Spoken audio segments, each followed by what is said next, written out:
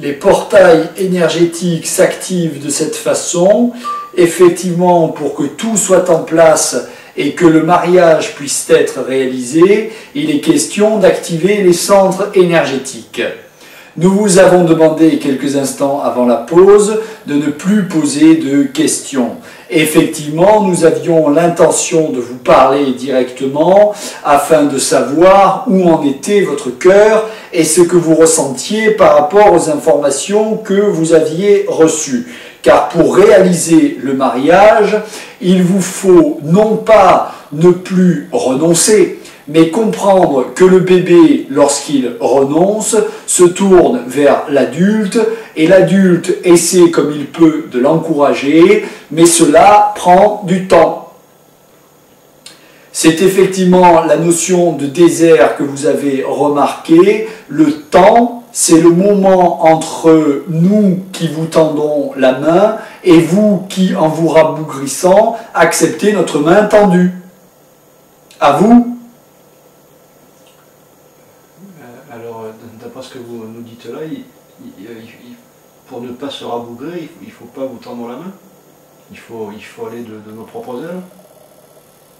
Vous irez de vos propres ailes quand vous saurez mettre un pied devant l'autre. Mais ce dont nous essayons de vous décharger, car ceci est un fardeau, c'est du délai entre le moment où vous constatez que nous vous tendons la main et le moment où nous vous la tendons. Car le bébé, lorsqu'il se terre dans son coin et qu'il pleure, il voit bien la main de l'adulte, mais avant de la saisir et de se remettre à essayer de marcher, il pleure et refuse la main. En vérité, lorsque vous refusez notre aide, vous ne faites pas quelque chose d'injuste. La plupart d'entre vous pensent qu'en rejetant notre aide, vous n'avez pas la bonne attitude. Or, si vous vous considérez comme des bébés, vous comprendrez que vos caprices sont justes. Alors vous cesserez de faire obstacle et vous tendrez la main plus rapidement. Mais même quand vous ne tendez pas la main rapidement, c'est juste. Vous comprenez ces concepts? Difficilement.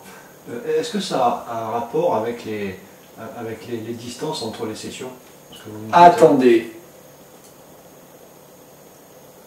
Comprenez bien comment cela fonctionne.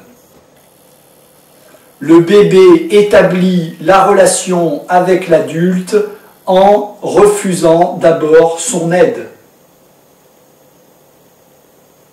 Si vous arrivez à percer le mystère du bébé, vous arrivez à marcher sur la voie juste.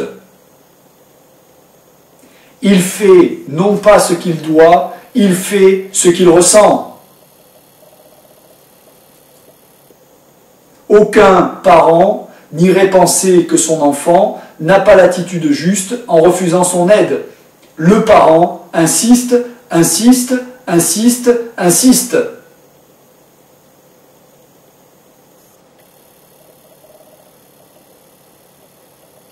Mais qui peut reprocher au bébé de trouver cela difficile? Qui?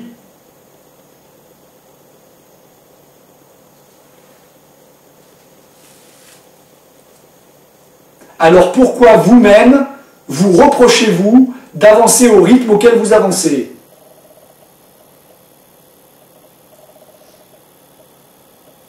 Alors que votre Créateur vous pardonne du temps que vous prenez, pourquoi vous vous substituez à votre Créateur et vous vous engueulez?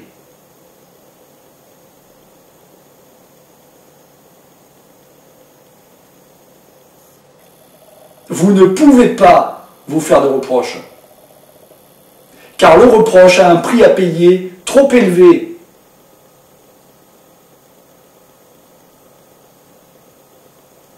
Il vous est nécessaire, il vous est demandé à présent de faire l'effort, de contrôler, lorsque le reproche monte en vous, de contrôler et de ne pas le manifester avec des mots à voix haute. Il vous est demandé de substituer le reproche, l'amour.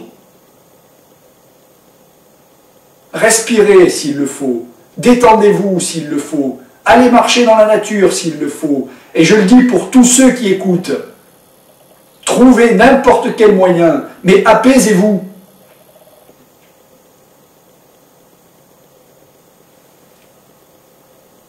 Car le reproche vous ronge.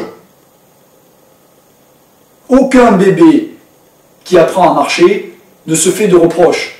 Il hurle, il pleure, il refuse la main tendue, et puis prend la main tendue et ne donne pas de rapport sur lui-même. Il continue à essayer d'apprendre à marcher.